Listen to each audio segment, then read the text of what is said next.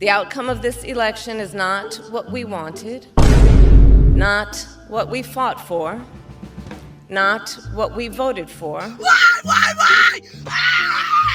But hear me when I say, the light of America's promise will always burn bright.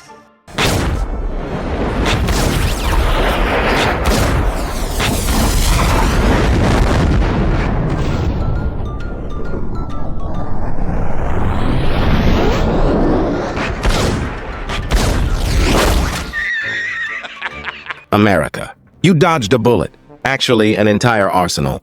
Kamala Harris, fresh off a humiliating defeat, emerges with a speech that can only be described as a bizarre mix of a college improv act and a TikTok rant gone wrong. Her tone? Somewhere between motivational poster and drunk karaoke MC. The outcome of this election obviously is not what we wanted. It is not what we worked so hard for.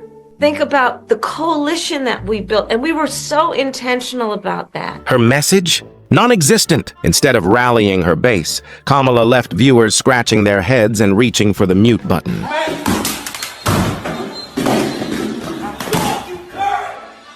Kamala had one shot to prove she was still relevant. Instead, she delivered a word salad that would make even her staunchest supporters cringe.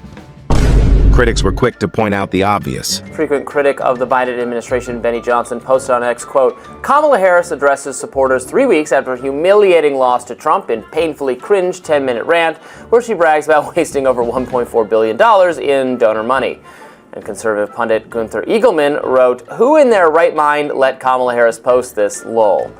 Charlie Kirk, host of The Charlie Kirk Show, chimed in as well, as Kamala delivers a message to her dejected supporters bragging about how they raised nearly $1.5 billion for her failed campaign. David Plouffe has finally admitted the campaign's internal polling never had Harris ahead of Trump. It was all a giant scam. There was no plan, no reflection, no accountability. Just vague, empty phrases like, the light of America's promise will burn bright. A fight for the future? A future in which all people? A fight that is about a fight for the ideals of our nation?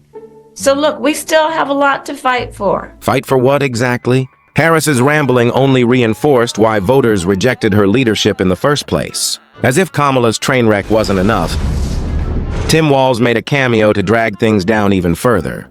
His message of hope and vision landed about as well as a lead balloon. It's like watching a coach give a pep talk after losing 50-0. I can't express my deep gratitude to you, to see you out there and to see the work that you did, to know that you put your heart, your soul, your time, your talent, your treasure, where no one needs to go hungry or be unsheltered. I also would have to say, I think all of us saw the possibility, a feeling of loss. Out of touch and irrelevant, Tim perfectly represents the Democratic leadership, disconnected from real Americans and still wondering why the voters left them behind. The Fox News decision desk can now officially project that Donald Trump will become the 47th president of the United States. After her defeat, Kamala pulled her classic disappearing act. Where was she? A well-deserved family break, according to the White House? Check out what the press secretary had to say. To Hawaii, while DNC staffers are just wondering what they're going to do for work? The vice president has taken time off to go spend time with her family. I don't think there's anything wrong with that. She has worked very hard over the last 4 years, and her taking a couple of days to be with her family, good for her. How could you possibly question that? She's just taking some time with her family. Translation, she was dodging responsibility. While Republican leaders were out rallying and addressing the public, Kamala was MIA. For someone who claims to fight for the people, she sure spends a lot of time hiding from them. Kamala's defeat isn't just her failure, it's a symptom of a Democratic Party in freefall. Help me. Long live the king. For decades, they've ignored the working class, alienated rural voters, and pushed empty promises that no one believes anymore. Leaders like Kamala haven't just lost elections, they've lost touch with reality. Her inability to connect with voters, coupled with disastrous decisions, has turned the party into a laughingstock.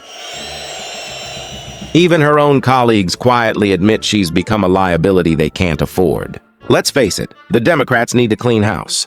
Kamala isn't the future, she's the cautionary tale. Her failure to lead, inspire, or even communicate a clear vision has left the party in shambles. As younger, smarter voices step forward, it's clear Kamala's time is over. America deserves leaders who understand the people, not politicians clinging to staged photo ops and recycled slogans. Kamala's post-election statement wasn't just embarrassing, it was a case study in why she lost. Disorganized, disconnected, and disastrously unprepared, she's proven once again that she's not fit for leadership. Let her defeat serve as a wake-up call. America needs action, not empty words. And the voters made their choice loud and clear. This nation demands better.